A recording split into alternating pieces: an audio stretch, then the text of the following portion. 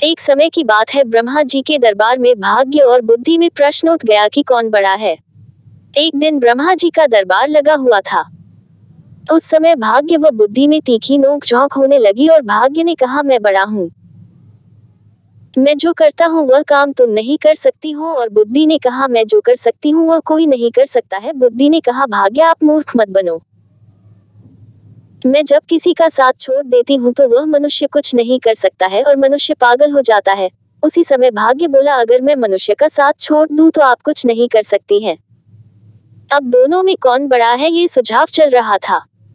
उसी समय ब्रह्मा जी ने सोचा, यह फैसला मुझे करना होगा। ब्रह्मा जी ने कहा, क्या बात है? भाग्य ने कहा, भगवान बुद्धि यह कहती है कि मैं बड़ी हूँ और अगर मैं किसी मनुष्य का साथ छोड़ दूं तो वह मृतक के समान हो जाता है। इस प्रकार दोनों का तर्क सुनने के बाद ब्रह्मा जी के मन में यह विचार आया कि यह तो फैसला बड़ा कठिन है। अब ब्रह्मा जी ने कहा, आप दोनों अपनी अपनी क्षमता का परीक्षण करके मुझे बताओ, तब कौन बड़ा है इसका पता चलेगा। भाग्य ने कहा, प्रभु जैसी आपकी इच्छा, लेकिन बुद्धि मुझसे बड़ी नहीं हो सकती है। ब्रह्मा जी ने कहा, यह एक चरवाहा है, इसका भाग्य बदल कर दिखाओ। भाग्य ने कहा, ब्रह्मा जी पहले मुझे आदेश दो। अब बुद्धि भाग्य से कहने लगी, अब इसको सम्राट बनाओ। बुद्धि ने कहा, मैं इसका साथ छोड़ रही हूँ। अब भाग्य उस चरवाहे को सम्राट बनाने की सोचने लगा और वह उस चरवाहे के पास गया और उस चरवाहे के पास भाग्य ने देखा केवल 3 बकरी ही है और एक टूटी सी झोपड़ी है। वह पूरा दिन उन बकरियों को चराने में लगा रहता है और भाग्य ने सोचा, इसके पैरों में चप्पल जूते भी नहीं है। अब भाग्य ने पासा पलटा और सोने के जूते लेकर उनको जिस स्थान से होकर चरवाहा निकलता था उस स्थान पर रख दिए। जब उस लड़के ने देखा कि सोने के जूते मार्ग में पड़े हैं, वह जान नहीं सका कि ये जूते सोने के हैं। उस चरवाहे ने वे जूते अपने पैरों में पहन लिए और सोचा, चलो अब ये जूते पहनने के काम आएंगे। वह चरवाहा रोजाना उन जूतों को पहनकर जंगल में जाता और लकड़ियां काट कर लाता। उसके जीवन में कोई बदलाव नहीं हुआ। उसकी माता की बुद्धि भी साथ छोड़कर चली गई थी। भाग्य ने उस चरवाहे का खूब साथ दिया, लेकिन उसके जीवन में कोई बदलाव नहीं हुआ था। भाग्य सोचने लगा, मैंने इसे सम्राट बनाने का वादा किया था, लेकिन इसमें कोई बदलाव नहीं आया, ये तो पागलों की तरह रहता है।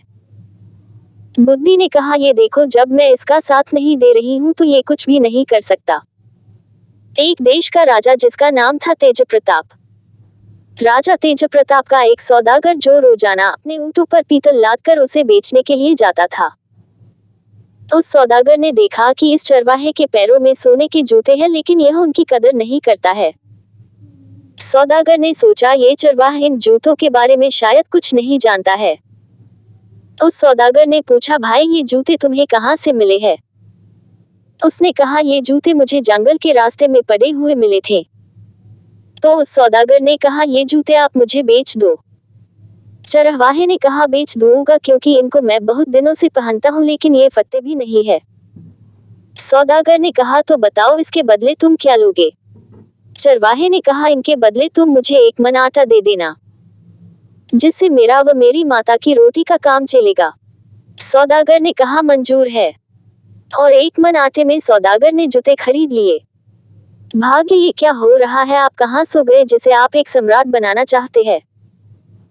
उसने तो सोने के जूते 1 मन आटे में बेच दिए। तो भाग्य ने कहा, बुद्धि आप चुपचाप रहो और देखते रहो मैं क्या करता हूँ। इसे सम्राट बनाकर रहूंगा। बुद्धि ने कहा, भाई ये सम्राट के चक्कर में इसको आप मार मत देना, क्योंकि ये चरवाहा बुद्धि के बिना कुछ नहीं कर सकता है। फिर भाग्य ने पासा पलटा और हीरे जड़ित सोने के जूते फिर दोबारा ले जाकर जहां से चरवाहा जाता था उस स्थान पर रख दिए। फिर उसी रास्ते से चरवाहा निकला तो उसने देखा, ये जूते तो पहले से भी अच्छे हैं, चलो इनको भी पहन लेता हूँ। उसने वे जूते पहन लिए और अपनी बकरियों को चराने के लिए चला गया।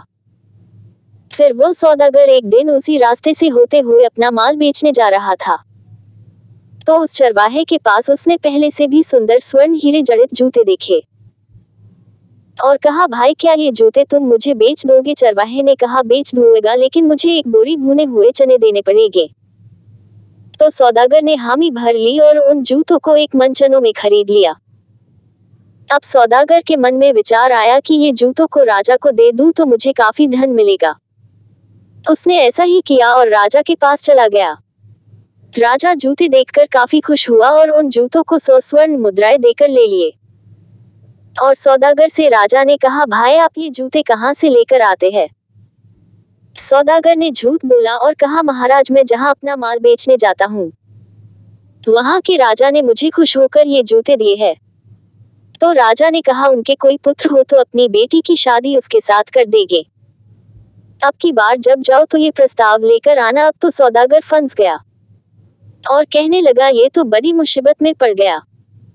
अब क्या करूं? हो सके उस चरवाहे के पास ही जाता हूं। तो वह उस चरवाहे की झोपड़ी पर चला गया और देखा चरवाहा अपनी बकरियों के साथ वहीं बैठा था। सौदागर ने अपने पीतल के बर्तनों का बोरा उतारा और बैठकर चरवाहे से बात करने लगा।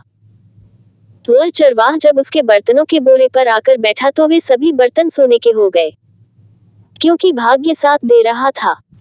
सौदागर ने मन ही मन सोचा, ये तो बड़ा काम का व्यक्ति है। यो कोई बड़ा व्यक्ति या जादूगर है, इसे ही मैं राजा बना देता हूँ। भाई तुम चिंता मत करो, मेरे पास काफी धन दौलत है और मैं आपके यहाँ महल किला बना देता हूँ और आप उसके राजा बन जाना। राजा बनने के बाद मैं आपकी शादी मेरे देश के राजा की बेटी से करवा दूंगा, फिर आप आराम से जिंदगी जीना। चरवाहे ने कहा, भाई तुम जो भी करो लेकिन मेरी बकरियों का ध्यान जरूर रखना। सौदागर ने सोचा, ये व्यक्ति तो निरा मूर्ख है, इसकी बुद्धि नष्ट हो गई है। मैं तो इसको राजा बना रहा हूँ और ये अपनी बकरियों का राग लाप कर रहा है। अब सौदागर ने वहां पर महल बनवाकर वापस राजा के पास गया और कहा, महाराज मैं उस राजा को शादी के लिए तैयार कर आया हूँ और आप वहां पर अपनी बेटी की सगाई उस राजा के बेटे के साथ कर दो।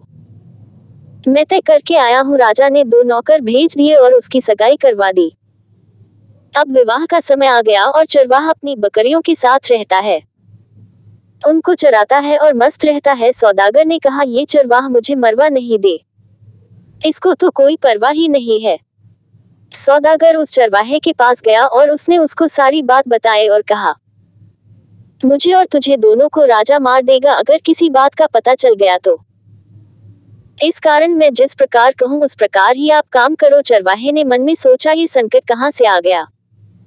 मैं तो अपनी जिंदगी आराम से व्यतीत कर रहा था, इसने खूब परेशान किया मुझे। अब विवाह का समय आ गया और बारात लेकर राजा के देश में जाने लगी। काफी सेना, हाथी, घोड़े लेकर पहुंच गए और शादी की रस्म पूरी हो गई। अब उस चरवाहे को एक अलग 7 मंजिला कमरे में सुला दिया।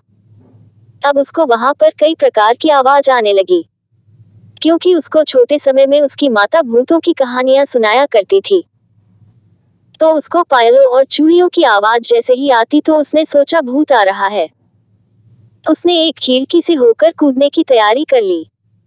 उसी समय बुद्धि ने भाग्य से कहा, भाग्य इस व्यक्ति को किसी प्रकार से बचा सको तो बचा लो, अन्यथा ये कूदकर मर जाएगा क्योंकि इसमें बुद्धि नहीं है। भाग्य ने कहा, बुद्धि आप बड़ी मैं छोटा, बुद्धि आप जीती मैं हारा, पर इसको किसी प्रकार बचाओ। उसी समय बुद्धि उस चरवाहे के शरीर में प्रवेश करती है। वह चरवाहा ऊपर से कूदते हुए रुक जाता है। ब्रह्मा जी ने कहा, भाग्य आप परीक्षण में सही सफल नहीं हो सके, इस कारण सुनो, भाग्य से बड़ी बुद्धि है। बुद्धि के बिना व्यक्ति कुछ नहीं कर सकता है, चाहे वह कितना ही धन दौलत वाला हो, इस कारण बुद्धि ही बड़ी है।